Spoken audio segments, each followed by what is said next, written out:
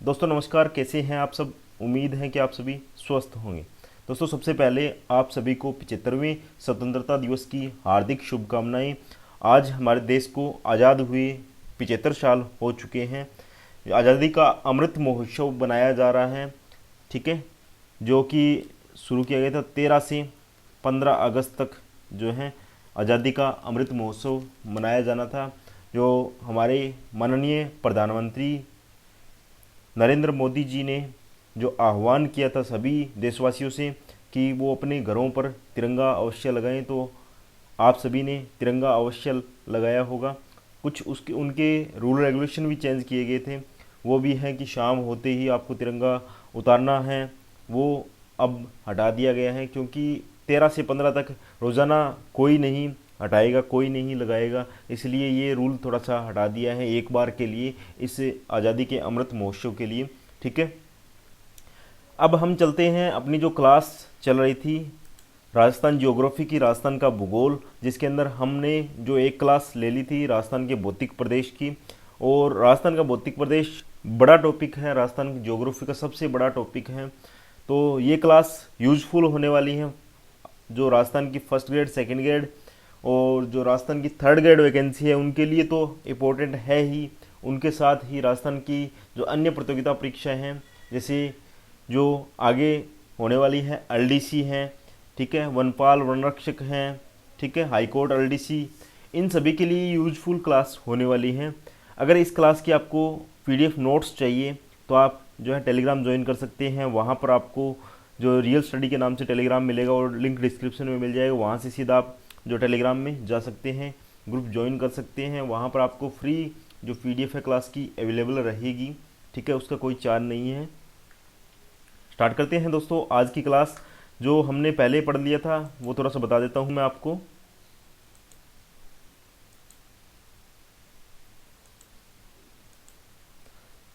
दोस्तों हमने जो पढ़ लिया था वो लास्ट में हमने पढ़ा था जो चार भौतिक प्रदेश हैं राजस्थान के, चार भौतिक प्रदेशों में राजस्थान को बांटा गया है।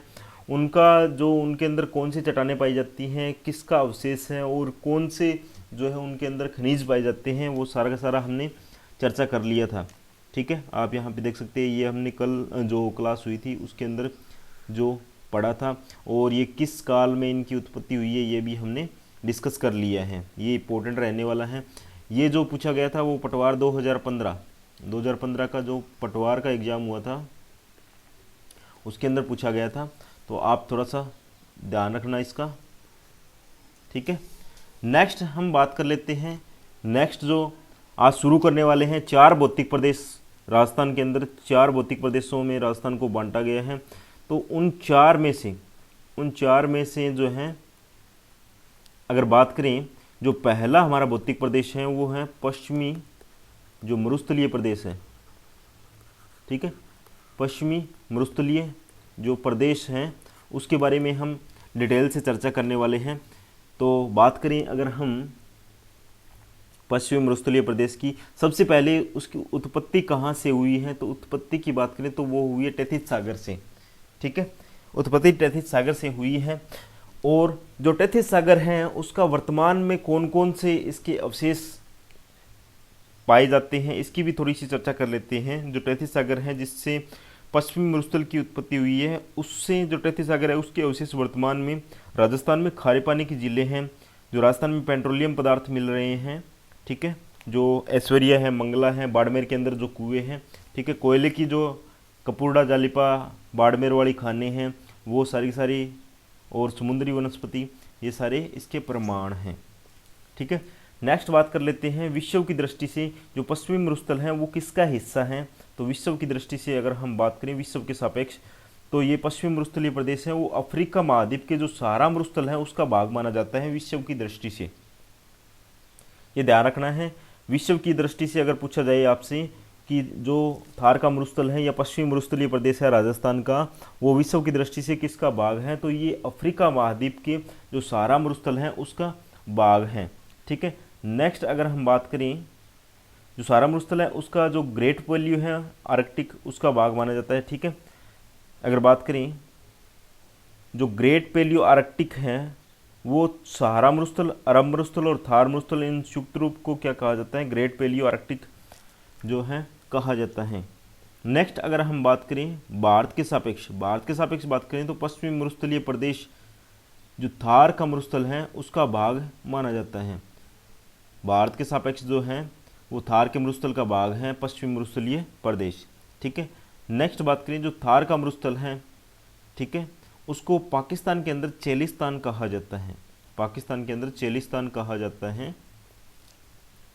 ठीक है, नेक्स्ट बात करें थार मरुस्थल का विस्तार की बात करें तो ये 4 राज्यों में इसका विस्तार है। कौन कौन से हैं, पंजाब, हरियाणा, राजस्थान और गुजरात। अगर बात करें क्षेत्रफल की दृष्टि से थार के मरुस्थल के विस्तार की तो फर्स्ट स्थान पे है, राजस्थान में सर्वाधिक है, और फिर गुजरात में दूसरे स्थान पर है, तीसरे पे हरियाणा है और चौथे पे पंजाब है। सबसे कम जो है पंजाब में है और सबसे ज़्यादा हमारा राजस्थान के अंदर ये थार का मरुस्थल फैला हुआ है। ठीक है, इतना याद रखना। नेक्स्ट अगर हम बात करें जो थार का मरुस्थल है यानी पश्चिमी मरुस्थलीय प्रदेश जो फर्स्ट पार्ट है भौतिक प्रदेश के अंदर, उसके क्षेत्रफल की बात करें तो उसका क्षेत्रफल है 61.11% उसका क्षेत्रफल है। अगर वर्ग किलोमीटर 61.11% के अंदर है, ये ध्यान रखना थोड़ा सा, जो 100% में से इसका जो पश्चिमी मरुस्थलीय प्रदेश है उसका प्रतिशत 61.11 है। और अगर बात करें वैसे क्षेत्रफल की तो ये है 2,09,543। ठीक है, 0.25 वर्ग किलोमीटर। ठीक है, 2,09,543.25 वर्ग किलोमीटर इसका क्षेत्रफल है। ठीक है, मैं सोच रहा था थोड़ी बहुत मिस्टेक होगी पर एकदम सही है ये। ठीक है, अगर बात करें कुल विस्तार की तो कुल विस्तार ये राजस्थान के 12 जिलों के अंदर पश्चिमी मरुस्थलीय प्रदेश फैला हुआ है। एक और यहाँ पे थोड़ा सा मैं बता देता हूँ, जो पश्चिमी मरुस्थलीय प्रदेश हैं, जो हमारी अरावली पर्वतमाला आती है बीच से, जो अरावली पर्वतमाला है बीच से, उसके जो पश्चिमी भाग के अंदर 13 जिले आते हैं, पश्चिमी भाग में 13 जिले आते हैं, उनमें से 12 जिले क्या हैं, मरुस्थलीय प्रदेश के अंदर आते हैं। तो यहाँ से आपका क्वेश्चन बन सकता है कि कौन सा एक जिला बचा हुआ है वो मरुस्थलीय क्षेत्र के अंदर नहीं आता है। तो ये जो है अरावली के पश्चिम में एकमात्र जिला है सिरोही, जो कि पश्चिमी मरुस्थल के अंदर नहीं आता है, वो अरावली के अंदर आ जाता है। ठीक है, इधर पश्चिम में अरावली के पश्चिम में 13 जिले हैं, उनमें से 12 जिले जो हैं वो मरुस्थल के अंदर आते हैं। कौन कौन से हैं, गंगानगर, हनुमानगढ़, बीकानेर, जैसलमेर, बाड़मेर, जालौर, जोधपुर, पाली, चूरू, सीकर, झुंझुनू, नागौर। ये सारे के सारे जो हैं भौतिक प्रदेश, जो पहला भौतिक प्रदेश है हमारा पश्चिमी मरुस्थलीय प्रदेश, उसके अंदर आते हैं। 12 जिले हैं टोटल। ठीक है, नेक्स्ट एक नोट लगा के यहाँ पे पॉइंट लिखा हुआ है, राजस्थानी मरुस्थल का भाग जो है 1,75,000 वर्ग किलोमीटर है। ठीक है, अगर बात करें टोटल जो मरुस्थलीय भाग है 2,33,000 वर्ग किलोमीटर, टोटल जो मरुस्थल है थार का मरुस्थल वो इतना है 2,33,000 वर्ग किलोमीटर है। उसमें से 1,75,000 वर्ग किलोमीटर राजस्थान के अंदर है, यानी लगभग कुल क्षेत्रफल यानी 2,33,000 का 62%, 1,75,000 वर्ग किलोमीटर राजस्थान के अंदर है। ठीक है, अगर बात करें पश्चिमी मरुस्थल थार के मरुस्थल का लगभग 60%, यानी 62 या 60 एक ही बात है। ठीक है, लगभग 60% भाग आता है। ठीक है, नेक्स्ट है अगर बात करें जो पहला भौतिक प्रदेश है पश्चिमी मरुस्थलीय प्रदेश, उसके विस्तार की तो उत्तर से पूर्व और दक्षिण से पश्चिम तक विस्तार जो 640 किलोमीटर है। ठीक है, और ये उत्तर पूर्व से दक्षिण पूर्व तक विस्तार है इसका 300 किलोमीटर है। यानी मतलब सीधा सीधा आप समझ सकते हैं यहाँ पे जो मरुस्थलीय प्रदेश हैं वो यहाँ से लेकर और यहाँ तक है वो 640 किलोमीटर है, और यहाँ से यहाँ तक है वो 300 किलोमीटर फैला हुआ है। अगर इसके ढाल की बात करें, जो पश्चिमी मरुस्थलीय प्रदेश है उसके ढाल की बात करें तो जो हमारा राजस्थान है उसमें ढाल की बात करें तो ये पश्चिमी मरुस्थलीय प्रदेश है उत्तर पूर्व से इधर की तरफ है, ठीक है। दक्षिण पश्चिम की ओर इसकी ढाल है, ठीक है। ये थोड़ा सा मैप से आप समझ सकते हैं। ये यहाँ पे उत्तर आ गया, यहाँ पे दक्षिण आ गया, यहाँ पे पूर्व आ गया, यहाँ पे पश्चिम आ गया, यानी उत्तर पूर्व। ये हो गया उत्तर पूर्व हमारा, ये हो गया दक्षिण पश्चिम, ठीक है। ये हो गया दक्षिण पश्चिम, यानी ढाल हमारी इस साइड हो गई, यानी ऊपर से यहाँ पे नीचे की तरफ ये हमारी ढाल हो जाएगी पश्चिमी मरुस्थलीय प्रदेश की। नेक्स्ट बात करें विस्तार की। विस्तार की तो मैंने बता ही दिए हैं, ठीक है, ढाल भी बता दिए हैं। जनसंख्या की बात करें तो राजस्थान की लगभग यहाँ पे 40% जनसंख्या निवास करती है और 61.11% जो पश्चिमी मरुस्थलीय प्रदेश का क्षेत्रफल है उनमें से 40% जनसंख्या यहाँ पे निवास करती है। यह मरुस्थल विश्व में सर्वाधिक जनघनत्व, यानी 60% में से देख सकते हैं आप, लगभग 60 में से 40% यहाँ पे जनसंख्या निवास करती है। तो सर्वाधिक जनघनत्व वाला ये मरुस्थल हो जाएगा कौन सा, जो थार मरुस्थल है राजस्थान का, ठीक है वो। अगर बात करें जैव विविधता, यानी यहाँ पे सर्वाधिक जैव प्रजातियाँ पाई जाती हैं, जीवों की अलग अलग प्रजातियाँ यहाँ पे सर्वाधिक निवास करती हैं। कौन से मरुस्थल में, थार के मरुस्थल में। नेक्स्ट बात करें अगर हम थार के मरुस्थल को है, डॉक्टर ईश्वरी प्रसाद ने है वो एक नाम दिया है रुक्ष प्रदेश। ये क्वेश्चन रिपीट होता है, बार बार पूछा गया है, याद रखना। थार के मरुस्थल को रुक्ष प्रदेश किसने कहा है, ये पूछा जाता है हर बार, तो डॉक्टर ईश्वरी प्रसाद ने कहा है। नेक्स्ट अगर हम बात करें मिट्टी की, तो पश्चिमी मरुस्थलीय प्रदेश के अंदर रेतीली मिट्टी पाई जाती है, बालू मिट्टी, जिसे एरिडीसोल कहा जाता है। वैज्ञानिक ये नाम है इसका, एरिडीसोल या एरिडोसोल वैज्ञानिक नाम है इसका। नेक्स्ट बात करें उत्पादन क्षमता की, तो कम उत्पादन क्षमता है और नाइट्रोजन का अभाव है, ह्यूमस का अभाव है, या नाइट्रोजन की यहाँ पे कमी है, इसलिए ये कम उपजाऊ होती हैं। जल ग्रहण क्षमता है तो कण बड़े हैं, ठीक है, जल ग्रहण क्षमता कम है क्योंकि कण इसके बड़े हैं, इसलिए वो गर्मी से क्या है, सूर्य की जो रोशनी आती है, सूर्य का ताप है, उससे क्या है जल्दी ही उनसे नमी निकल जाती है। वर्षा की बात करें तो यहाँ पे 20 से 50 सेमी वर्षा होती है, 20 से 50 सेमी वर्षा यहाँ पे होती है। नेक्स्ट अगर हम बात करें, नोट लगा के यहाँ पे एक बात लिखी गई है, 2006 में पहला पॉइंट है, 2006 में कवाश बाड़मेर में बाढ़ आई थी, इसका कारण भूगर्भ में जिप्सम का जमाव है, ठीक है। यहाँ पे जो बाड़मेर हमारा है, बाड़मेर वहाँ पे क्या है, उस एरिया में जिप्सम का जमाव है, जिससे के कारण यहाँ पे जो है बाढ़ आ गई थी, वर्षा ज़्यादा हुई थी उसके कारण, ठीक है, बाढ़ आ गई और नीचे जो है धरती के अंदर पानी नहीं सोखा क्योंकि वहाँ पे जिप्सम का जमाव है, इसीलिए जिप्सम वगैरह का उपयोग जो है रंग वगैरह करने में, पीओपी वगैरह में किया जाता है, ठीक है।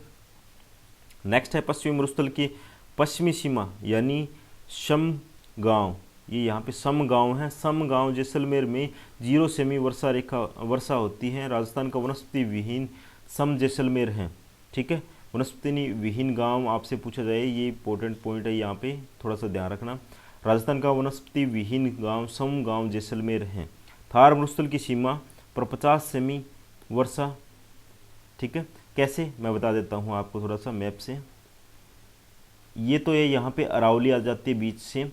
अगर बात करें इस बॉर्डर की, यानी थार मरुस्थल के, ये पाकिस्तान वाला एरिया है, यहाँ पे जो वर्षा होती है वो 0 सेमी से स्टार्ट होती है, 0 सेमी से इस अरावली तक आते हैं तो 50 सेमी वर्षा हो जाती है। इस जो पश्चिमी मरुस्थलीय प्रदेश है उसको 2 भागों में एक रेखा बांटती है, कौन सी, उस रेखा की एक साइड तो होती है वो उसे बोलते हैं 25 सेमी समवर्षा रेखा, इस साइड से होती है 0 से 25 सेमी, और इन दोनों के बीच में है 25 से 50 सेमी वर्षा होती है, ठीक है। 25 से 50 सेमी वर्षा यहाँ पे होती है। इसलिए जो पश्चिमी अगर बात करें मरुस्थलीय प्रदेश है उसकी पश्चिमी सीमा की बात करें, इस सीमा की, तो वो 0 सेमी समवर्षा रेखा है, और जो पूर्वी सीमा की बात करें इस सीमा की, तो वो 50 सेमी समवर्षा रेखा है। यही यहाँ पे जो लिखा हुआ है। नेक्स्ट अगर हम बात करें पश्चिमी मरुस्थलीय प्रदेश की अर्थव्यवस्था की, तो अर्थव्यवस्था यहाँ पे पशुपालन किया जाता है, उसके साथ ही कृषि की जाती है। कृषि के अंदर खरीफ के अंदर ग्वार, मोठ, मूंग, ज्वार, उड़द बोई जाती हैं और साथ ही यहाँ पे चक्रीय फसल भी की जाती है। यानी खरीफ के बाद में यहाँ पे रवि की फसल के अंदर चना है, मूंगफली है, वो भी यहाँ पे बोई जाती हैं। ठीक है।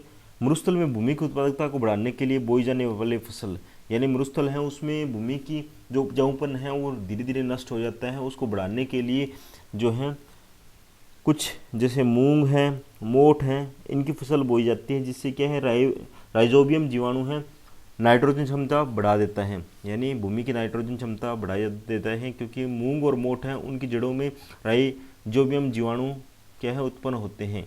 नेक्स्ट बात करें वनस्पति की, तो वनस्पति है यहाँ पे मरुद्विद का मतलब है मुड़े हुए जो बड़े बड़े जो यहाँ पे कांटेदार पत्ते वगैरह होते हैं, कॉक्टस वगैरह आपने देखे होंगे, कॉक्टस जो कि दीवारों पे लगाए जाते हैं। कांटेदार वनस्पति है, झाड़ीनुमा वनस्पति, मृदविद है, झाड़ीनुमा ही होती है एक प्रकार से, उसी को बोला जाता है। ठीक है, जिन्हें जीरोफाइट्स कहा जाता है। ध्यान रखना, मरुस्थल के अंदर वैज्ञानिक नाम है ये, मरुस्थल के अंदर जो वनस्पति होती है उसे जीरोफाइट कहा जाता है। इंपॉर्टेंट है जीरोफाइट। ठीक है, उसे जीरोफाइट कहा जाता है। मरुस्थल के अंदर जो वनस्पति होती हैं कांटेदार होती हैं, मृदविद वनस्पति होती हैं। ठीक है, नेक्स्ट अगर हम बात करें अपर्दन की, तो अपर्दन सबसे अधिक वायु द्वारा अपर्दन होता है, क्योंकि यहाँ पे रेतीली जो है मिट्टी पाई जाती है, रेतीली मिट्टी है, इससे अपर्दन होता है, रेतीली मिट्टी इसका कारण है। नेक्स्ट अगर हम बात करें तो वो है यहाँ पे जो है मरुस्थल के अंदर एकमात्र नदी की बात करें तदी वर्तमान में घग्गर नदी है। प्राचीन समय में यहाँ पे सरस्वती नदी बहा करती थी। और एकमात्र नहर की बात करें तो यहाँ पे जो है IGNP इंदिरा गांधी नहर परियोजना यहाँ पे संचालित है वर्तमान के अंदर। एक नदी है घग्गर नदी। ठीक है, नहर की बात करें तो इंदिरा गांधी नहर परियोजना है। ठीक है, ये जो है बाड़मेर तक इसका पानी जाता है वर्तमान के अंदर। वर्तमान में इस नहर का प्रभाव, इस नहर के कारण है कुछ समस्याएं भी उत्पन्न हो रही हैं। कुछ को पेयजल की सुविधा उपलब्ध हो रही है, किसी के लिए कृषि में ये लाभदायक है, पर कुछ इसके प्रभाव भी हैं। क्या प्रभाव है, तो पहली बात कर लेते हैं। यहाँ पे रवि की जो फसल होती है व्यापारिक फसल है। रवि या व्यापारिक फसल मतलब जिससे जो है लोग व्यापार करते हैं, जैसे कि आप देख सकते हैं कपास है। ठीक है, ये जो है एक व्यापारिक फसल है जिससे नकदी हमें प्राप्त होती है।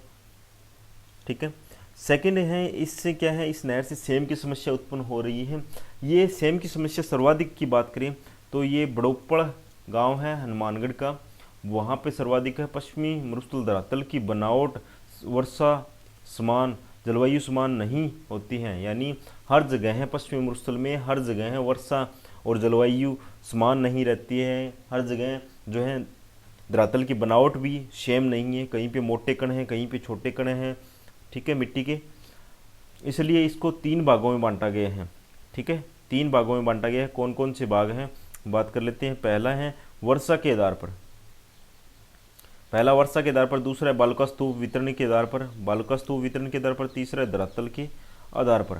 पहला है जो वर्षा के आधार पर है, वर्षा के आधार पर तो है शुष्क मरुस्थल है 0 से 25 सेमी संवर्षा रेखा वर्षा होती है। जहाँ पे अर्धशुष्क की बात करें तो जहाँ पे 25 से 50 सेमी वर्षा होती है वो अर्धशुष्क के अंदर आता है। बालुका, बाकी डिटेल से हम आगे पढ़ेंगे। बालुका स्तूप वितरण के आधार पर बालुका स्तूप रहित सहित क्षेत्र और बालुका स्तूप विहीन क्षेत्र। बालुका स्तूप विहीन का अर्थ है जहाँ पर कोई भी बालुका स्तूप नहीं होता है, और बालुका स्तूप सहित का मतलब है जहाँ पर बड़े बड़े जो है टिल्ले जहाँ पे होती हैं वो क्षेत्र। ठीक है, जो बालुका स्तूप के आधार पर 2 भागों में है बालुका स्तूप, जहाँ पे पाई जाती है और जहाँ पे नहीं पाई जाती है, ये 2 प्रकार के हैं।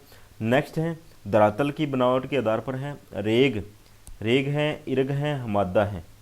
ठीक है, रेग, इरग, हमादा, ये बाकी हम पढ़ेंगे, फुल डिटेल से पढ़ेंगे। तीनों ही जो प्रकार हैं इनके, वर्षा के आधार पर, बालुका स्तूप के आधार पर, धरातल के आधार पर, ये तीनों ही हम फुल डिटेल से पढ़ने वाले हैं नेक्स्ट क्लासों में। तो आज के लिए है इतना ही, बाकी हम करेंगे नेक्स्ट क्लास में। आई होप आपको ये कंटेंट अच्छा लगा होगा। अच्छा लगा है तो अपने दोस्तों में भी शेयर करिएगा।